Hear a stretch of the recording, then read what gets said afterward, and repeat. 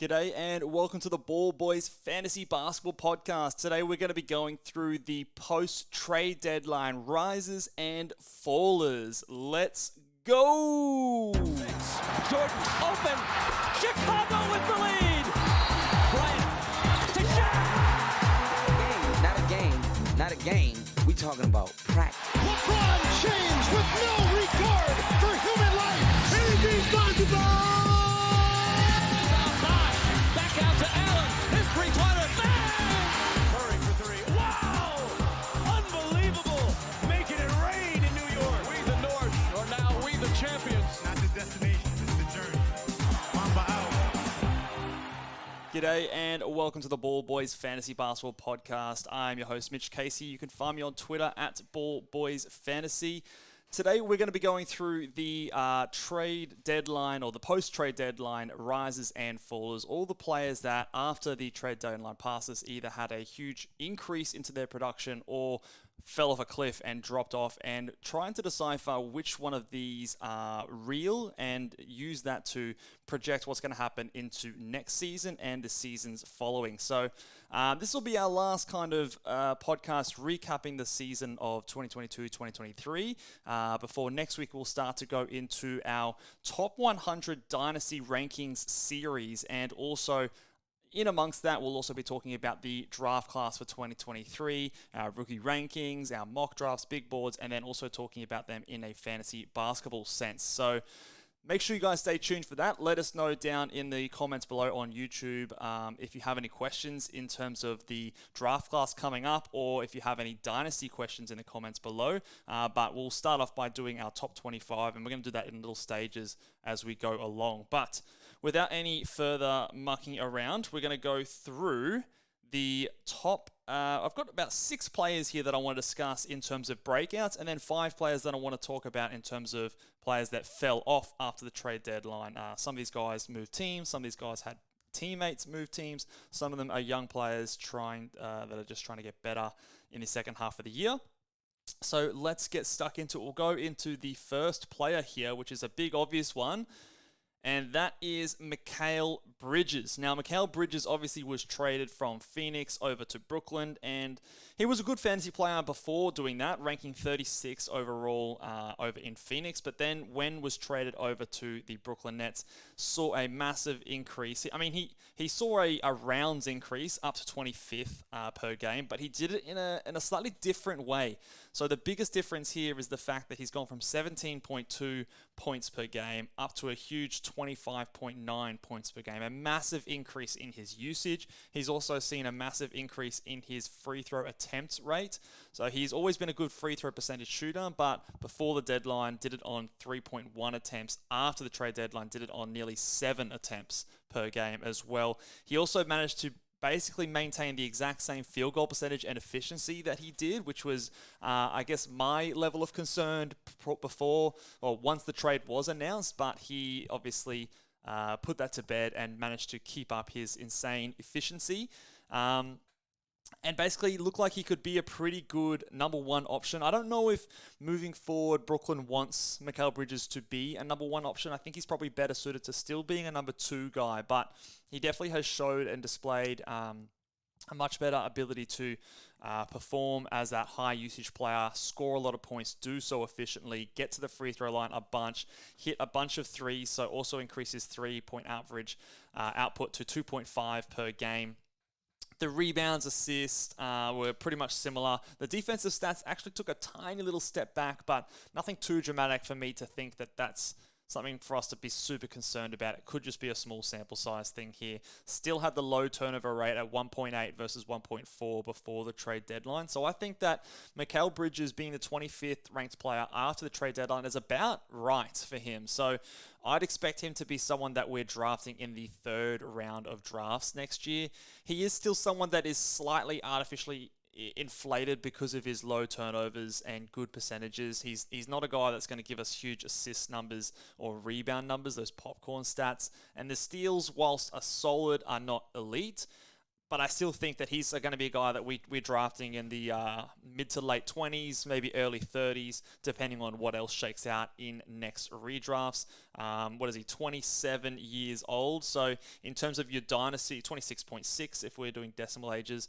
He's a guy that in dynasty drafts, I think if people are maybe not sold on Mikal Bridges or think that it was a bit of a flash in the pan and Brooklyn to go out and sign someone big to take over his role, I think that you might be able to get a good buy on your hands, but I would be valuing him as someone around that kind of top 35, top 30 dynasty asset who's just going to give you really consistent production. So Mikal Bridges being a post-trade deadline breakout, I'm calling this one real. I was skeptical about his efficiency, being able to maintain with an increased usage role and being that number one scorer. I didn't know if he could do it, but he definitely went and showed that he can.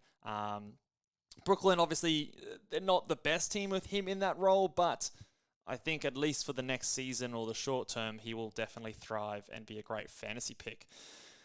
The next guy here that we're going to talk about is Jalen Williams. And I can't remember if I think he's J-Dub or J-Will. Those nicknames always confuse me. J-Dub, I believe. But Jalen Williams, the Jalen Williams, he was the 118th ranked player before the trade deadline and was the 20th. I did not stutter. The 20th ranked player post-trade deadline. And this is a huge jump for a rookie who obviously we were very keen on. There was a lot of talk before the trade deadline in December, January to go out and get this guy. He was starting to figure it out and get it switched on. But after the trade deadline, really took it to another level. So pre-deadline, he was about 29 minutes. He ramped up to 33 minutes, so a 4-minute increase, but just improved across the board. So increased his scoring by 6 points per game. 0.3 extra threes, increases rebounding rate up to 5.3 over 4.1 before the deadline. Assist improved, up 1.5 assists to 4.3. Steals are elite in that time, 1.7 versus 1.2 pre-deadline.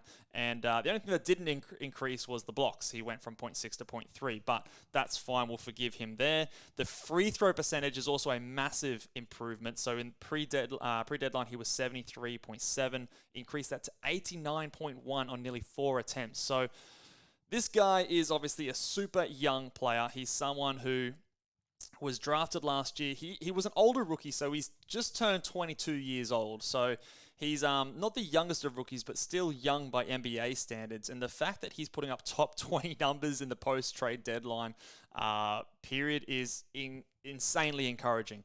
A lot of people would point to the fact that Chet Holmgren is going to walk into this team. They're going to also add another draft pick in the offseason this year. However, I was a big believer in Jalen Williams before the draft. Probably not to this extent. He's definitely come out and surpassed my expectations. I think OKC also drafted him higher than a lot of people expected, but it's absolutely paid off.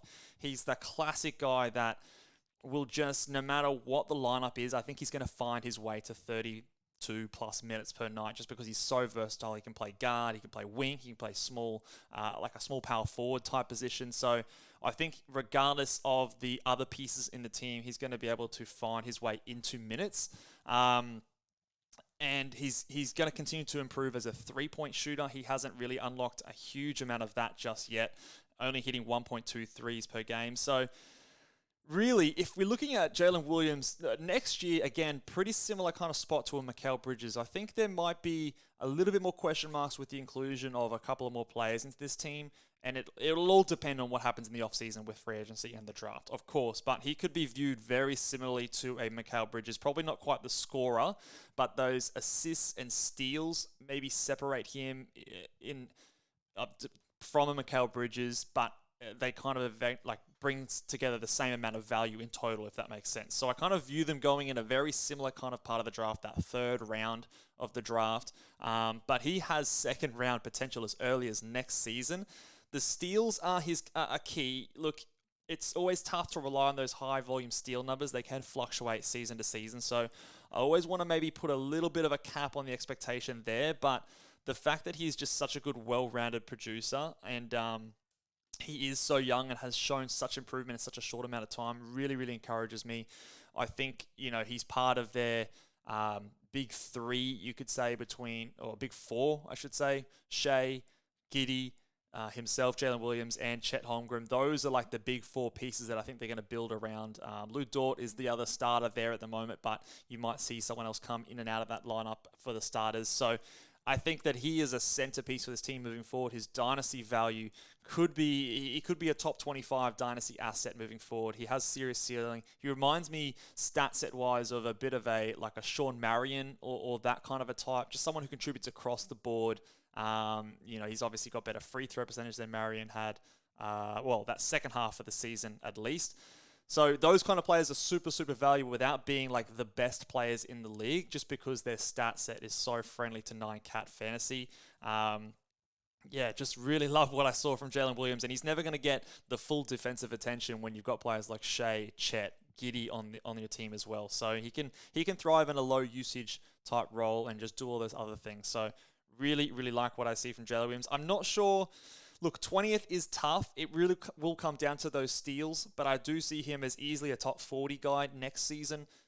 Probably I would be drafting him in the third round, so before pick 36 at a very early sort of outlook, but definitely someone that you should be paying attention to because his rankings for the season, if I have a look at his seasonal rankings, he ranked 68th for the season, but that's definitely not encapsulating what he did after the trade deadline and his minutes. An improvement took place. So he is someone who could be had at a discount in drafts next year, depending on where he's being drafted. The next guy here that we're going to talk about, another rookie, is the big man, Walker Kessler. Now, this guy is a little bit more obvious, a little bit more mainstream here. Obviously, pre-trade deadline, he was the 79th ranked player. Post-trade deadline, he was the 22nd ranked player. And his value comes down to maybe 2 or 3 categories. It's rebounds, it's field goal percentage, and it's blocks. Just the classic big man stats.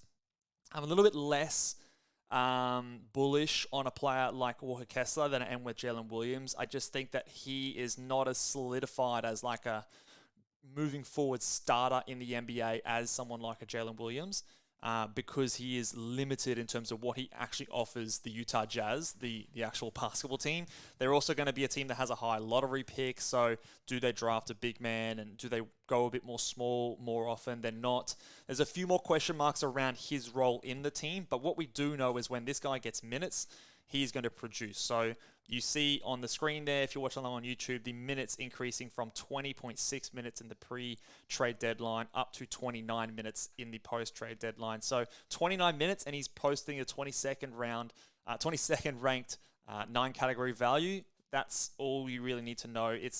It's Robert Williams-ish in the way that it's low scoring. There's no threes, there's no steals, there's hardly any assists either. It's really concentrated in those 3 big categories: 73.5% field goal, 10.8 rebounds, and 3 blocks per game. It's so if you're punting any one of those categories, his value will change very dramatically. Know what it is you're signing up for. So for me, he is probably more of that like 4th round, maybe 5th round, depending on how the offseason shakes out. I probably wouldn't go as high as some of these other guys we've spoken about. And I fear that potentially he might be one, maybe not from Mikal Bridges, but he might be the one that's hyped more than a Jalen Williams. But again, I'm getting a bit ahead of myself.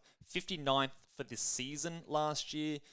So we'll see how it all shakes out in the offseason coming into season 23-24. But he is definitely someone that did improve, and it was basically through that opportunity. Increase in minutes saw all of his stats go up, and we didn't see a dip in efficiency. In fact, he got more efficient, and when you're shooting over 70% from the field, that's going to be a big boost to that category. So pretty classic big man stats. I just would caution dynasty owners as well as people going to next season just about how much he impacts the actual team and how much Utah values him as like a cornerstone defensive center moving forward, and what that does to his minutes and availability moving forward as well. We'll have to see what they do in the draft.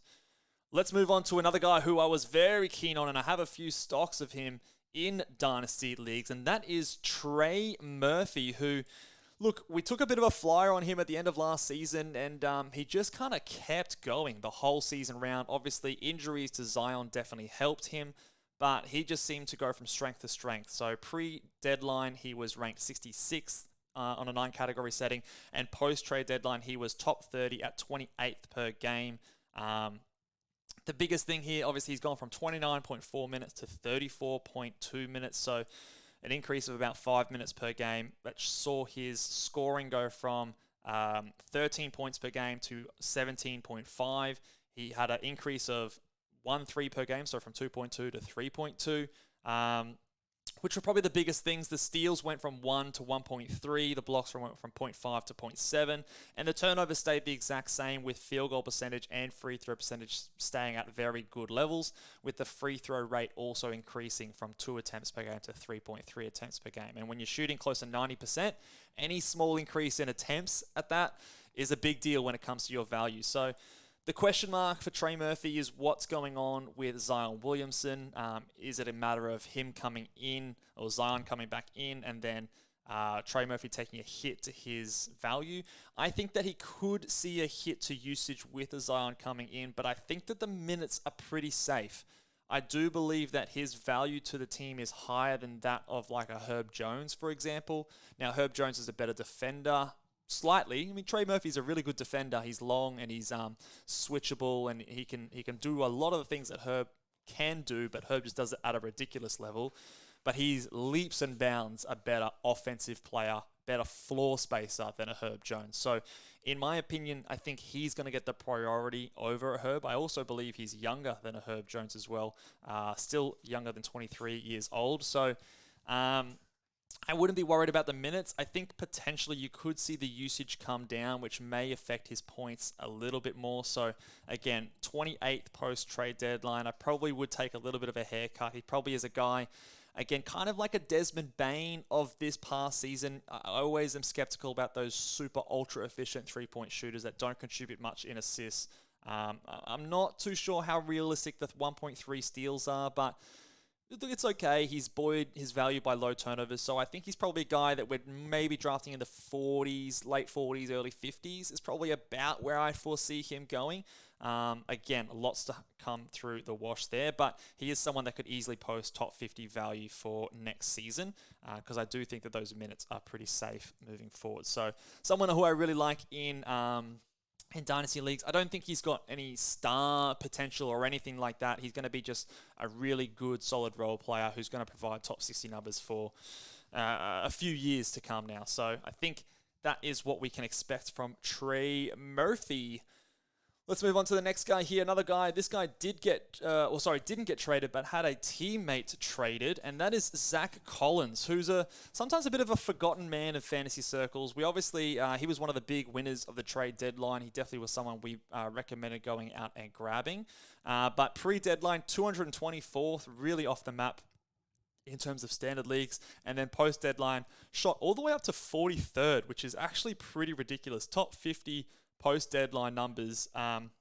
Obviously, the minutes jumped up a whole bunch, so from 20.3 minutes to 28.8 minutes, so increase of about nearly 9 minutes per game there, which saw all of his stats basically increase. So went from 9.5 points to 16.5, 0.5 threes to 1.6, 5.7 rebounds to 8 rebounds. The assists also jumped heaps, 2.4 to 3.8, 0.4 steals to 1.1 steals, and 0.7 blocks to 1.1 blocks as well. So his percentages took a little bit of a dive. So the field goal percentage dropped from 59% down to 49% after the increase in usage, but his free throw percentage improved. So it went from 74% to 80% on a similar amount of attempts. Now, this kind of guy is, again, the Spurs very much up in the air. Like if they land Victor Wembanyama, then say bye-bye to Zach Collins' top 50 numbers. So very much in flux, but just wanted to flag him that if he does see an increased role going into next season,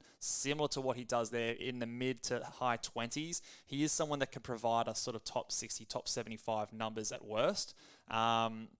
He's still young. Like, he is still a guy that is improving. He's had some pretty bad injuries, so just even getting that consistency in playing time and games under his belt, he's still only 25 years old, so he still has room to improve, and I think that he is someone that, kind of like that classic, white guy in the NBA. He does a lot of good things, threes, assists. He does also have the steals and blocks in his game, well-rounded in that regard, good free throw percentage shooter. So there's really fantasy-friendly bigs that we like to see.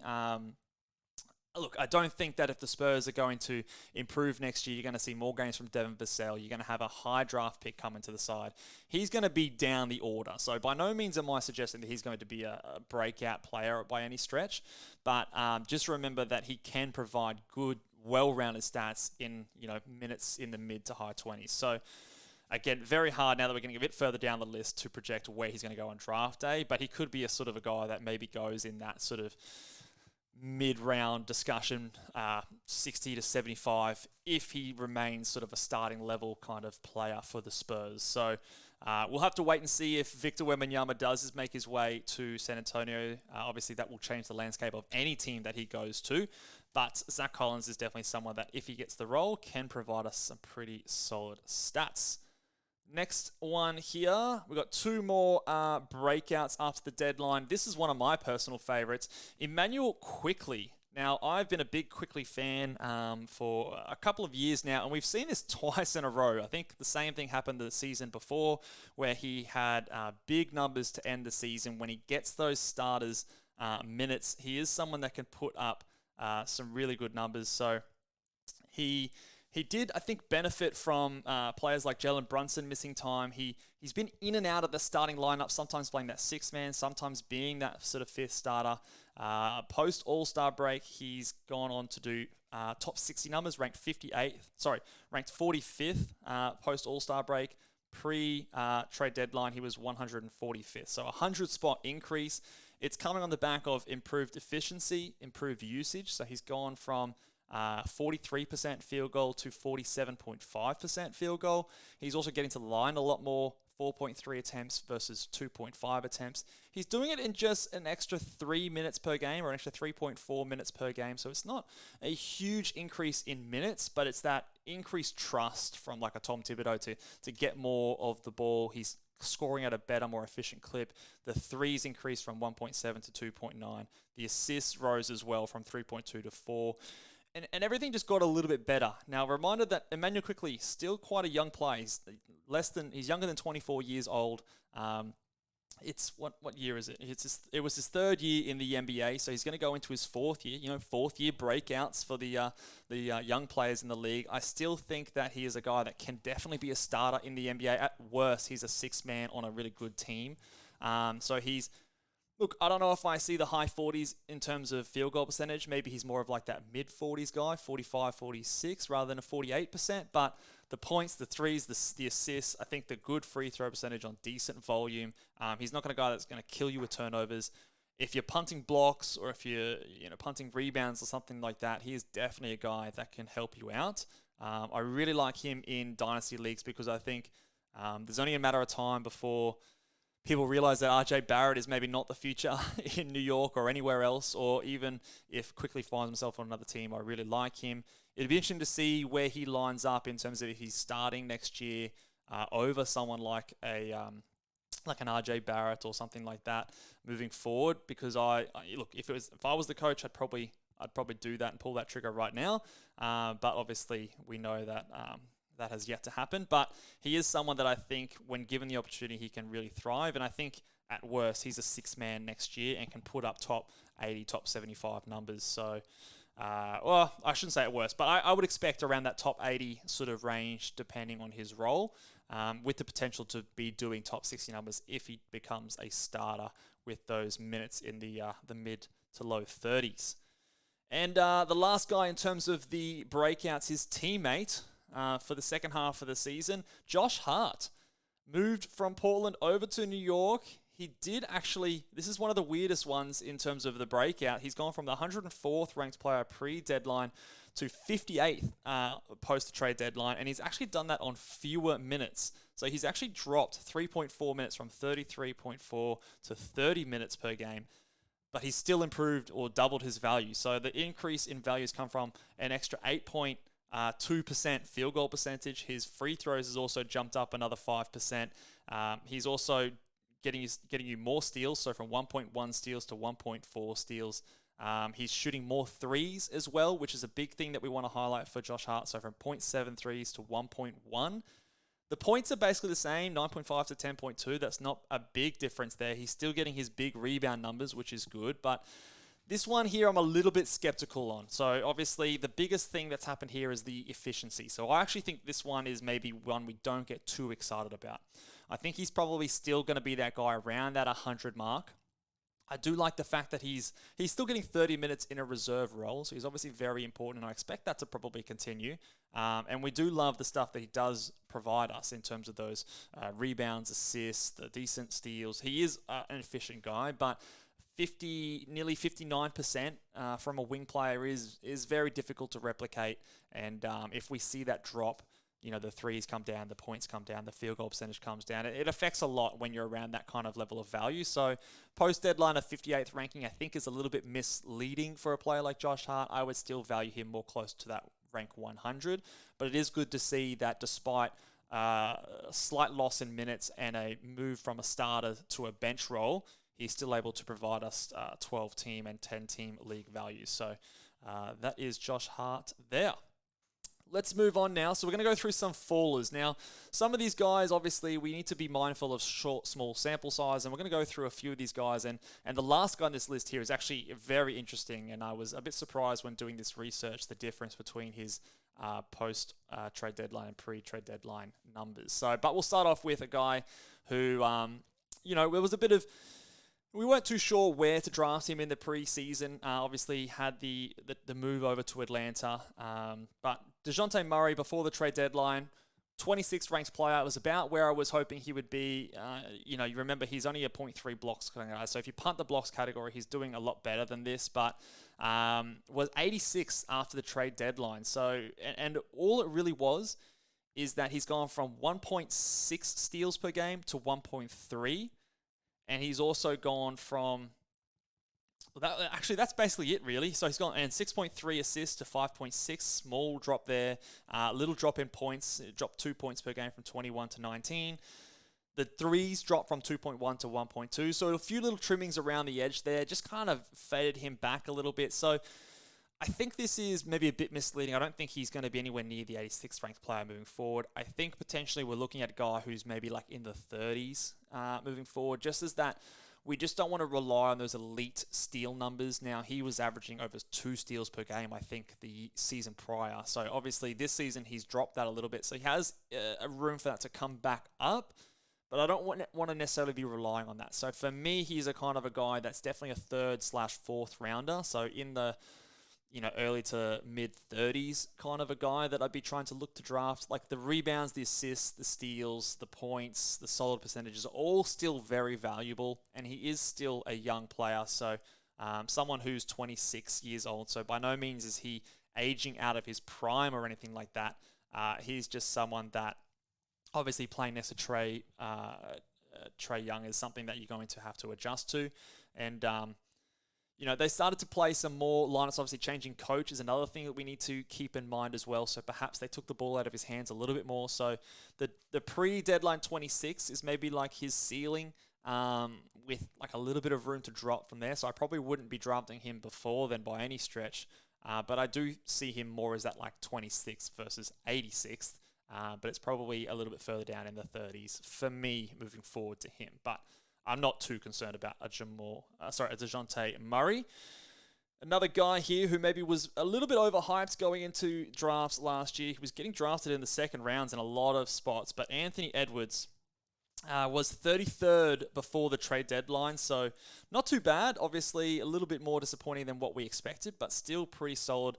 But after the trade deadline, dropped down to 78th. Now, a lot of you might be thinking, okay, yeah, Karl-Anthony Towns was injured for a lot, and then he came back. They actually only shared the court after that trade deadline for 8 games. So these numbers are by no means actually affected too much about Karl-Anthony Towns missing time and then coming back and doing that. A lot of this stuff post-trade deadline was done without Karl-Anthony Towns. So the only change here is the big drop in free throw percentage. So he's gone from nearly 77% on 5.5 attempts down to 72%. So you're nearly that average to well below average at 72%, and when you're doing it at over 5 attempts per game, that is a significant hindrance to your value. Again, 1.7 steals to 1.4 steals. We know that swings category is a fair bit, but other than that, he's still averaging over 24 points, over 4 assists. The blocks are actually higher post-trade deadline. He's actually averaging over a block post-trade deadline.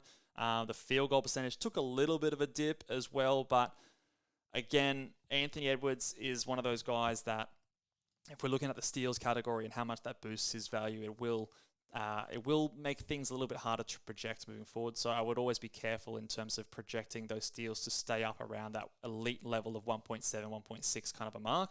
Maybe he's more of a 1.4 kind of a guy, and we use that as a safe projection moving forward. But I do think that another year, it's becoming more and more obvious, like the more you watch these guys in the playoffs, that Anthony Edwards is the future. I feel like I was high on the Rudy Gobert trade, but after seeing it playing out this season, I can admit that I think that it might have been a mistake. I think they need to build around Anthony Edwards, who's clearly their best player, one of the best players moving forward. I do think that he's going to eventually be a superstar in this league and a superstar when it comes to fantasy. It's just about when is that going to happen? Is it going to be next year? I think that we might start off the year again a little bit slower around that sort of 30s, 40s kind of a mark, but you could eventually see him move into that top 20. I just don't know if I could pull the trigger on drafting him there yet, but he definitely has the potential. It's just about timing when that is the case. So for Dynasty Leagues, I'm not discouraged at all. I think he's going to still be the superstar that we've projected him to do, but it's just about, for redraft leagues for next season, how quickly are we going to jump it into the deep end with Anthony Edwards. Another young player as we move on to another faller here, Darius Garland. And this is another interesting one, kind of similar to Anthony Edwards' story. It's just a few things that have fallen back for Darius Garland. So 34th pre-trade deadline, which is about where we were drafting him. And then post-trade deadline dropped all the way to 97th. And again, it's on the same amount of minutes per game. He's dropped maybe 1.5 points, which is not too much, half a 3. The assists maybe come back, maybe by nearly 1 per game. The biggest thing here is that the free throw attempt rate dropped. Okay, so he's gone from 5 attempts to 4 attempts. And that's pretty much it. Just a few little things that have scaled back from there. To me, I don't put any stock into the ranking when it comes to Darius Garland. I think that this is a case of small sample size. Other things happening around him that has moved him around. I think that Darius Garland's going to be fine moving forward, and I think he's someone you could safely draft in the 30s next season. So for this one, I think this is one of the most fake in terms of rankings that we've seen so far. 97th with just a slight drop in free throw percentage and free throw attempt rate. A little tiny hit in points and threes and assists. Look, I still think that Darius Garland is going to be doing Darius Garland things. So this, if you ever see this in other rankings or stuff out there or hear people talking about it, I just think that I'd be taking this stat with a very big grain of salt because, I just think that you're getting the same thing, essentially, that you got pre-deadline, and this is just highlighting the fact that sometimes rankings can be very fickle and to not trust in them completely. The next guy here is one of my favorite punching bags, or was one of my favorite punching bags in the preseason last year. And I must admit, I probably went a bit too early in the demise of Tobias Harris, but it still shows, again, kind of similar to what I thought was going to happen. Probably not to the extent that I thought it was going to happen in these pre- and post-deadline stats. Pre-deadline, he was 45th. Post-deadline, he was 77th. To his credit, that's better than I thought he was going to be. This is actually a better split than what he had the year before. And the year before, I think he was outside the top 100 in that post-trade deadline, which coincided with James Harden coming to the team. So he's done all right to sort of basically reproduce what he did last year, slightly more efficiently, with an increase in some of his steals. The steals are the biggest thing here. So 1 steal per game pre-deadline and 0.6 steals post-deadline. He's never been someone that's averaged over a steal, basically, in his entire career. Let me just confirm that. So, yeah, his closest he's got was 2020-21, where he averaged 0.9 steals, 0.6 last season, 0.7 in 19-20. So, he's definitely closer to me, in my eyes, as that post-trade deadline guy who was 77th per game. He's just, in terms of, especially head-to-head, which is a lot of what I do, he's kind of that guy that I just think is extremely boring and replaceable. So he doesn't do one thing exceptionally well. He's definitely better, in my opinion, as a roto guy who's just solid across the board, good percentages. The field goal and free throw percentages is very good, low turnovers. But he just doesn't do any one thing super well, which is hard to value super highly in a head-to-head format. So in that format, I'm probably still going to be ranking him, again, close to that 190s kind of a mark. But he did prove me wrong to a certain extent last year, but not enough, not by enough to make me reconsider my ranking of him next year. I think it'll be pretty similar to me and how I view him. We've got one more, and this one here was probably the most surprising to me, and just want to spend a little bit of time talking about this man and his future, especially from a dynasty point of view. And that is the Alperen Sengun, the Turkish MVP. Now, this is an interesting one because he's a guy, again, similar to someone like a Josh Hart, but the inverse, where he got an increase in minutes and saw his production actually drop. So pre-deadline, he was 63rd ranked in 9 category leagues, and post-deadline, he was as low as 120th, which is quite surprising. His efficiency really fell off. It's the biggest reason as to why he fell a lot in the rankings. So 57% field goal percentage pre-deadline, 52% post-deadline, and the free throw percentage is another big one, 74% to 64%. So that's a big change. So obviously 5% in the field goal percentage, 10% on the free throw percentage decrease. That's going to dramatically reduce your rankings. Now, why is that? Is he tired? Is it something that, just by the end of the season, young player, and he's still, I think he's less than 20 years old? Sorry, he's less than 21, 20.7 if you're going by decimal age. So extremely, extremely young still. He's going to be younger than some of the rookies drafted this year. But it is something that, obviously, we've seen him play that 30-minute per night role and still has the capability to be ranked outside the top 100. It does put a little bit of a halt on my enthusiasm for Alperen Sengun. I've been someone who's been very bullish on his capabilities moving forward. They're going to be looking for a new coach in the offseason. Hopefully that helps him out and helps out their defensive identity, which, look, he's never going to be an excellent defender, but I still hold out hope that he's going to be an okay defender. And if they have better schemes around him and don't get, the guards don't get beaten off the dribble, he's not going to be asked to do as much. He's never going to be a rim protector per se, but he can still get, at least a block per game. So in terms of dynasty, look, he was trending towards sort of like that top 25 kind of a guy, I think.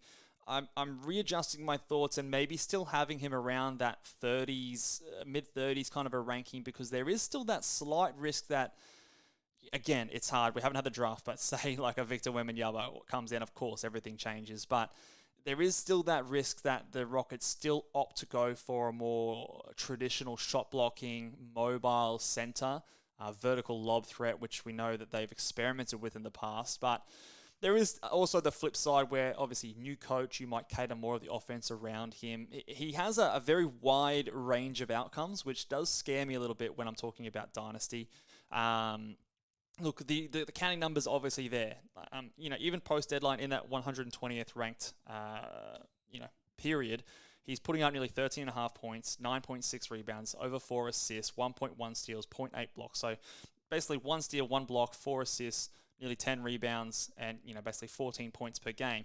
That's still really solid. That's pretty decent there, and I think he has room to improve the points. He has room to improve the 3-point shooting. He has room to improve the assists if the offense runs through him more, and if that free throw percentage in particular can at least get to sort of and hover and stay around that mid-70s mark. It's not a huge drag to his value. Then we can definitely see the top 35, top 40 Alperen Sengun that we know is in there. Let's just cross our fingers as Alperen Sengun stockholders that he is able to do that and he's not being, taken off the floor because he is not necessarily your typical defensive anchor for an NBA team. So thought that one was really interesting. We would expect that obviously with more time, a player would improve, and as a young player further into the season, when they're doing more silly stuff, that he would improve. So a little bit of a concerning sign for Sengun. Like I said, his range of outcomes is still very wide. He could still hit that top end range where he is that perennial top 20 player. But there is that risk that it doesn't work out with Sengun in terms of his archetype and the way that teams choose to utilize that center position. It's not typically a player like him. You know, a Sabonis, a Jokic kind of have become good enough that they've made it work around them. Sengun definitely has the possibility to be in with those guys, maybe even better than a player like Sabonis. Probably not a Jokic level, but he has that capability to be like that Sabonis type, but it's not a certainty moving forward. So there is still that little bit of a risk there. So again, he could be a sell high in some leagues and a buy low in others, depending on what the owner thinks about him. But I'll be very interested to see where he's going in drafts next season for redraft leagues. And it will obviously depend on what they do with the coach, what they do with the draft, and any free agent moves they make as well. So always a very interesting prospect for us to look at. All right, well, that will do it for us today, guys. Let us know what your thoughts are on any of those breakouts or fallers after the trade deadline this past season. And let me know, before we reveal the top 25, which is going to be our next video, our next podcast, who would you have as your top 25 dynasty rankings, and where would you draft Victor Wembanyama? I will be revealing him in this next video, so there's a small hint. He will be top 25. I think that's pretty obvious. But where would you be willing to draft if you were doing a startup dynasty league draft right now? Where would you draft Victor Wembanyama? I have a feeling he's going to be going very, very high, both in dynasty and redraft leagues. He is going to absolutely transform the NBA moving forward. It is very exciting. So let us know where you would draft him. Let us know your top 25 dynasty rankings down below. If you have any questions, drop them in the comment section. Like the video, subscribe, and we'll see you guys next time. Laters.